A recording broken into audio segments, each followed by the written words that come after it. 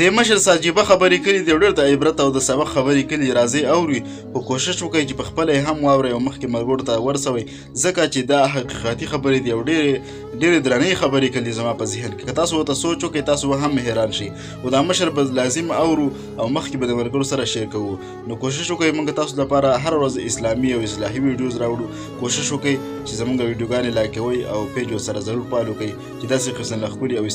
اسلامي او اصلاحي ویډیوز تاسو له راوړو نو راځئ دا مشر اورو چې دی په دې حقیقتي خبرو کې موږ ته څه ښایي راځئ اورو کمې اوبه چې مسلسل بهیږي هغه خوږې وي د سمندر اوبه ترخې وي ځکه چې د سیندونه خوړونو نه اوبه غواړي د نالې اوبه ګنده وي ولې چې هغه په ځای ولاړي دغه مثال د انسانانو د ژوندانه دی که چاله څه ورکې هر چاته به خوږي که د چا نه څه غواړې نو بیا تریخې که په ځای ودرېدې نو بیا بېکار